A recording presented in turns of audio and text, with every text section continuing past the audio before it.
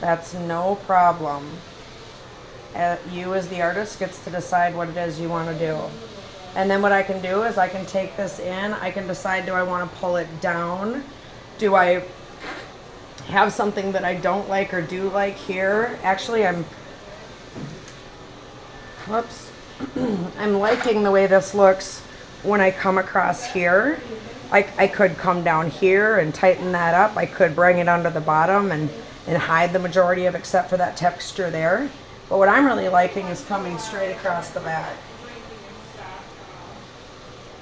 And again, I'm using a hairpin in this case. You could use either.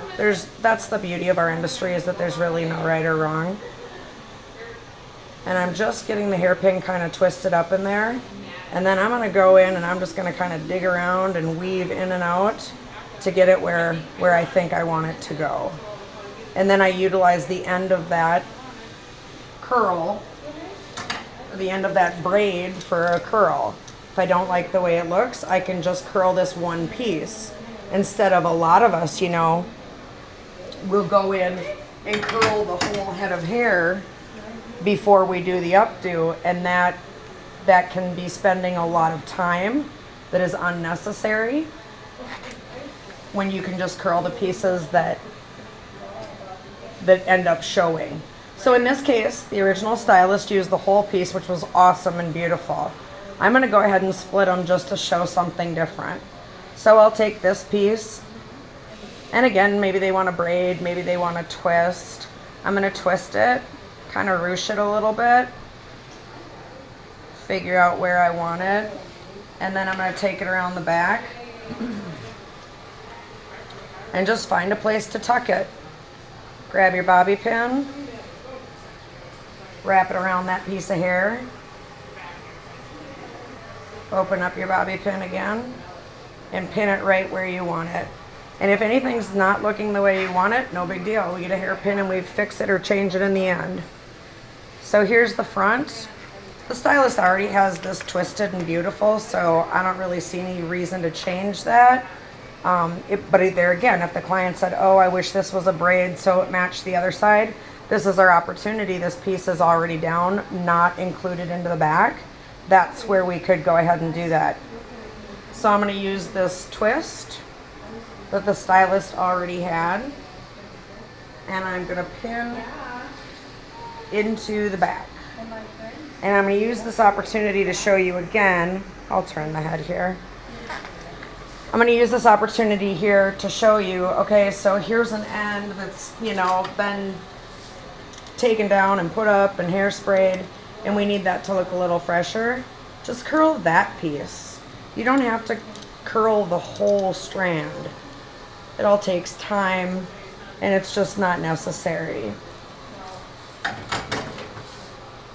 And here's the beauty of a hairpin. I work that little curl where I want it, and I weave that in, and it holds really nicely. So I'm not happy with this, right? We've got the hump because we added the extra volume for the client. Again, if I try to use a bobby pin in this scenario, and I pull this out and I try to pin it, it's going to be too tight and too pulled to the head, and it's just not going to flow. But I can use a hairpin and create a really nice look by pulling this apart and saying to myself, okay, where do I want this hair to lie? I want it to lie right there. I've got my hairpin, I go in, I do a weave, and I've got it in there without being too tight. You can pull this apart.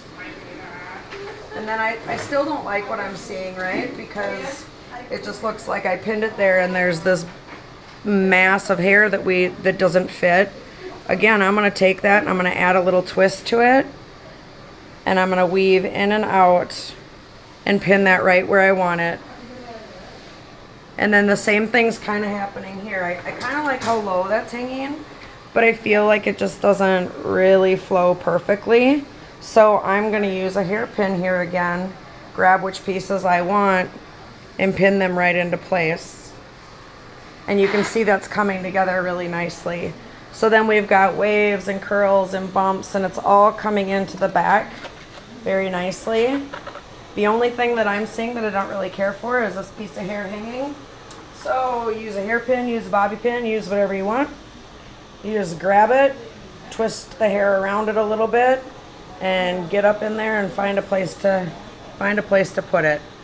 So I think that what we've seen here is that by taking apart a updo that's already completed, you can see how it was put together.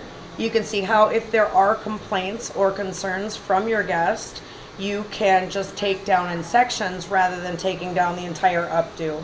And this is wearable and pretty, and we haven't frizzed it all out by taking down different sections. And at least if you start with side sections, like in this particular one, there was a whole side section here and then one right behind the ear, so that we can take it apart piece by piece if we need to change anything. So I think that that's a really good lesson. I hope that you learned a thing or two about updos and how you might want to think about constructing them differently. Thanks. See you in the next video.